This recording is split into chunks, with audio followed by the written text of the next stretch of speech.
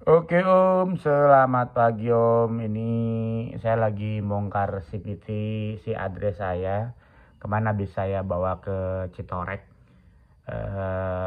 Saya mau ngecek kondisi CPT-nya. Ternyata CPT-nya masih baik-baik saja.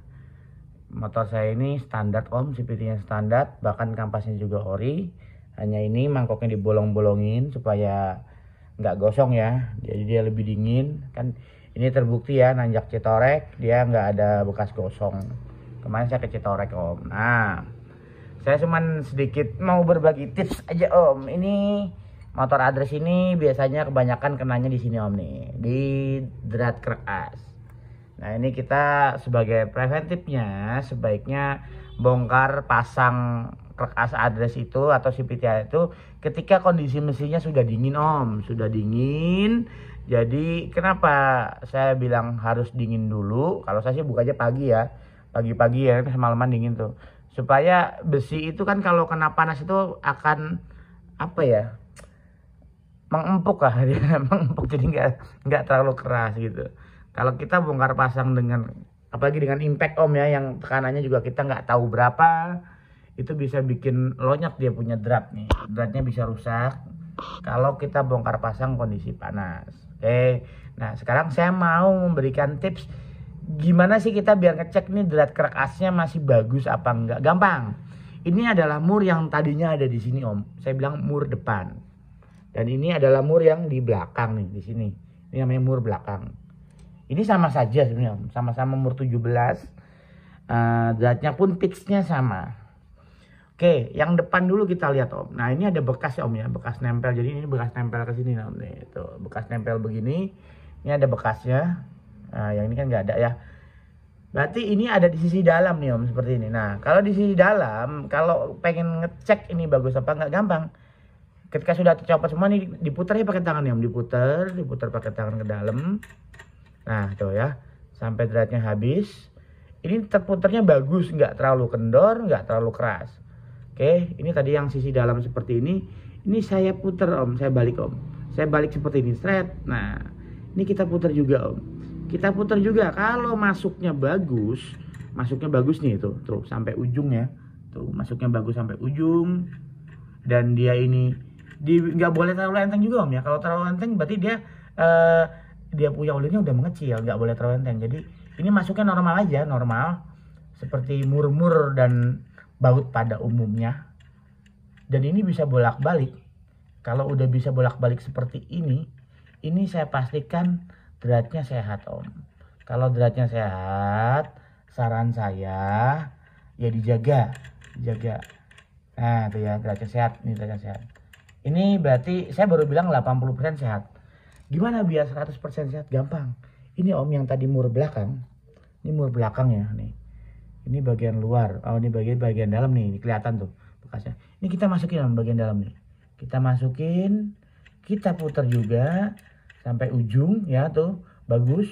Kita balikin. Ini kita putar juga nih Om. Kita putar nih. Kita putar seperti ini.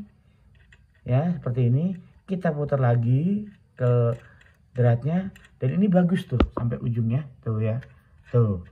Ini berarti saya bisa pastikan ini 100% murnya atau drat krek asnya ini sehat sekali. Karena bisa depan belakang Om. Biasanya mur yang sudah miring atau sudah abnormal itu depan. Karena depan ini secara mesin dia lebih panas dibanding belakang suhunya. Makanya jadi ini tuh miring Om, miring. Kalau miring itu tandanya gimana? Dibolak-balik nggak bisa Om. Jadi ketika di kesini dia kesini dia enteng, begini kadang dia baru masuk sedikit udah berhenti kayak gitu. Kalau dipaksa pun pakai impact seperti ini bisa Om, atau pakai kunci bisa.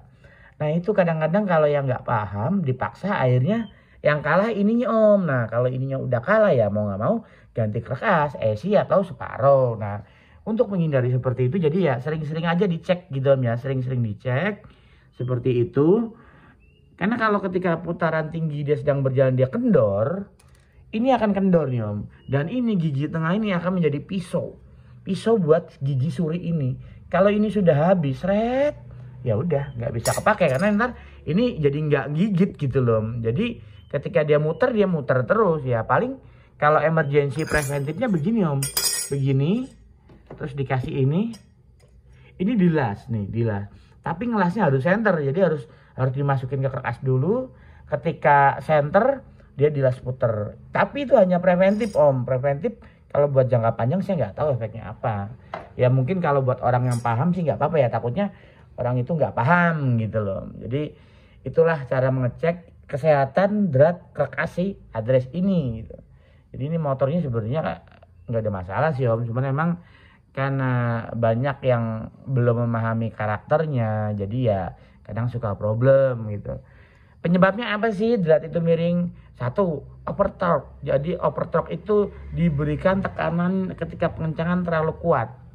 Nah kalau pengencangannya terlalu kuat, drat ini kan begini nih, segitiga kan, dia miring ke sini sedikit, miring sedikit, dimasukin kalau arahnya benar kan gini. Contohnya ini begini, kita masukin begini dia oke ngikutin karena kontur mur dan yang di kerkas ini sama. Jadi miring ya ketemu miring oke lah masih bisa ngikat.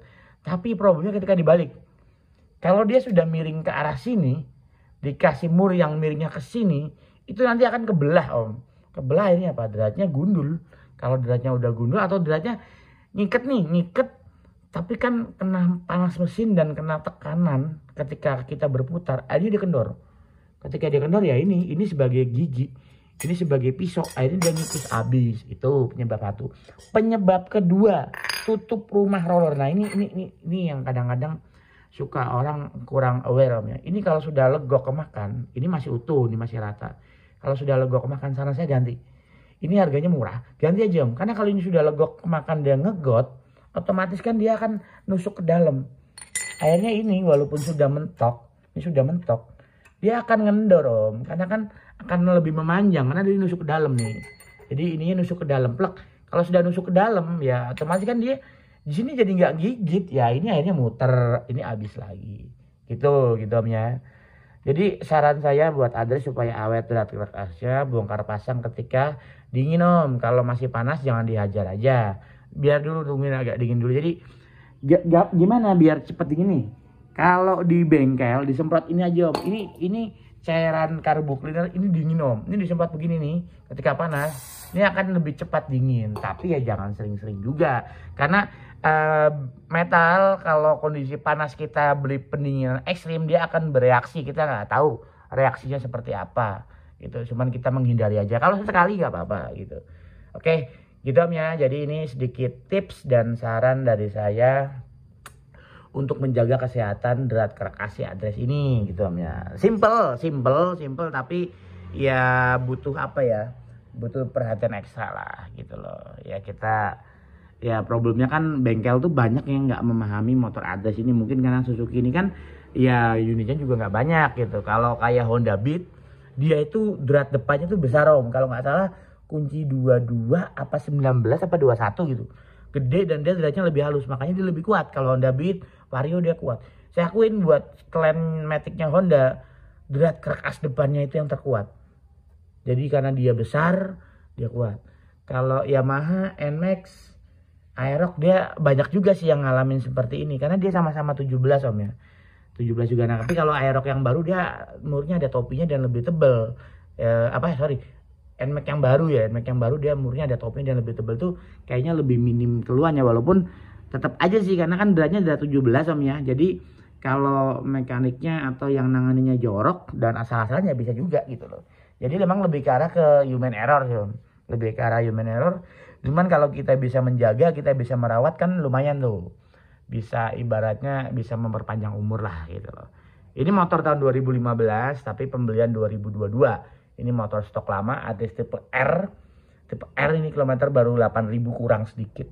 Dan ini, ya ini membuktikan kalau ini masih sehat ya. Emang kerkasnya baru dipakai 8.000 kilo gitu loh. Ya gitu om ya, kalau ada pertanyaan tulis aja di kolom komentar. Saya jawab mungkin agak lama, tapi ya ini sedikit sharing berbagi aja. Motor saya ini full standar tuh. Standar ting-ting om ya tuh, nggak diapa-apain. Cuman ini saya bolongin aja, ini juga masih ori. Cuman ini pakai box filter neck. Nah box filter neck ini kendala om, buat saya kendala ketika butuh putaran tinggi, dia boxnya kecil jadi volume yang disedot mesin juga ibaratnya gini loh, volumenya kecil, mesin butuh asupan besar, dan buat ngisepnya lagi delay. Jadi kalau pendapat saya di atasnya ngempos, masih enakan pakai box filter ori. Cuman karena emang ini tujuannya pengen pakai shock tabung ya wes, nggak apa-apa, itu balik ke style. Toh kalau buat perjalanan dalam kota sih nggak begitu kerasa banget. Oke gitu Om ya. Terima kasih dan selamat pagi.